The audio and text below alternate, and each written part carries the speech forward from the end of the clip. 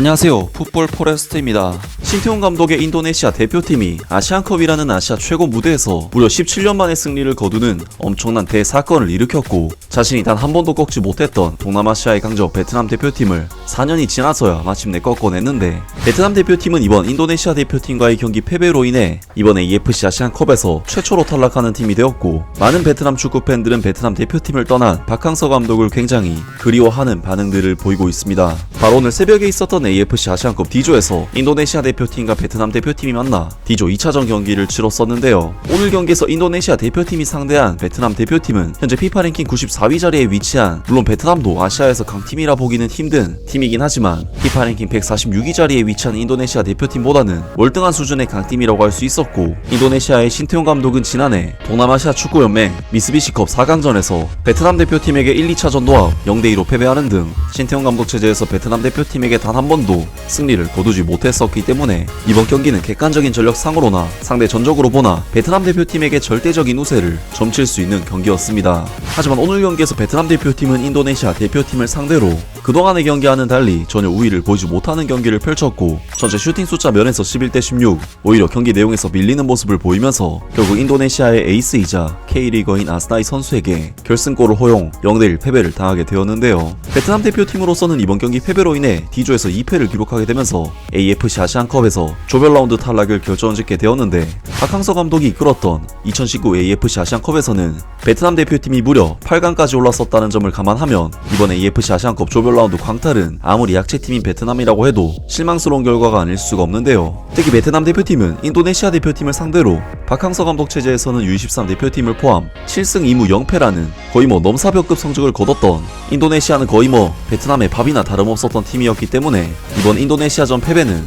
베트남 팬들에게는 자기네들이 항상 가지고 놀던 팀에게 패배한 경기인 만큼 정말 충격적인 결과일 수밖에 없는데, 많은 베트남 축구 팬들은 베트남 대표팀을 떠난 박항서 감독을 굉장히 그리워하는 반응들을 보이고 있습니다. 박항서 감독 시절 베트남은 인도네시아의 도깨비였다. 트루시에 감독 시대에는 인도네시아 선수 10명이 베트남 선수 11명을 이겼다. 누구든 하고 싶은 말을 할 수는 있지만 지금 축구를 보는 것은 박항서 감독 시절보다 훨씬 더 지루하다. 박항서 감독 시절에는 인도네시아와 베트남의 경기는 언제나 인도네시아와의 대결에서 우리가 우위에 있었는데, 이제 베트남은 인도네시아보다도 하위권 팀이다. 베트남 축구 팬으로서는 너무 슬프고 마음이 아팠다. 이번 경기를 보면 인도네시아 팀이 이전보다 강하지 않다는 것을 알 수 있다. 우리가 약해진 거다. 잘못된 전략 때문이다. 트루시에 감독이 어떻게 생각했는지는 모르겠다. 베트남이 너무 약해서 박항서 감독 시절에 비해 컨디션이 너무 떨어졌다. 이 경기를 보고 실망했어. 우리 동네 축구팀처럼 엉망진창이다. 지루하고 전반전 하프타임을 넘지도 못했고 단 한 골도 득점하지 못했다. 베트남 선수들의 볼 전개 속도가 너무 느려서 공간을 창출할 탈출구가 부족하고, 필드에서는 꽝아이만이 일을 할 수가 있는데 지금은 꽝아이의 폼이 너무 많이 떨어졌다.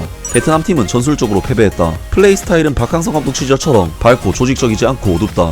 이렇게 훌륭한 골키퍼가 있음에도 여전히 패배하고 있다. 트루시에 감독이 본 모습을 드러냈다. 일본이 나빴던 것은 우리가 잘해서가 아니었다. 태국과 동급은커녕 말레이시아, 인도네시아에게 졌던 시절로 되돌아가고 있다. 여러분들의 생각은 어떨지 모르겠지만 개인적으로 인도네시아가 베트남보다 훨씬 더 날카롭다고 생각한다.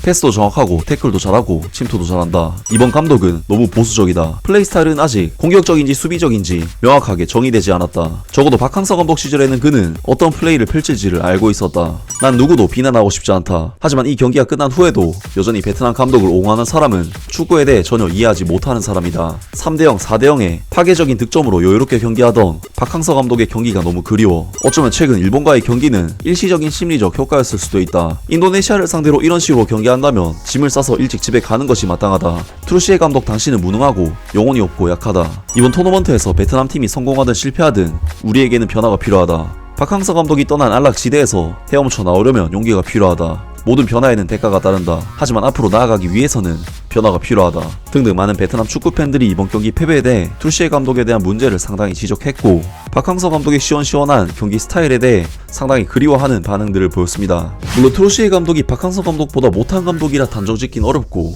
일본 대표팀을 상대로도 상당한 선전을 보여줬지만, 결국 아시안컵 8강이라는 대업을 달성한 박항서 감독에 비해서는 결과적으로 턱없이 부족한 성과를 내고 말았는데요. 정말 베트남 대표팀을 이끌고 아시안컵 8강, 월드컵 최종 예선 진출이라는 업적을 달성한 박항서 감독이 새삼 대단하게 느껴지는 이번 대회였습니다.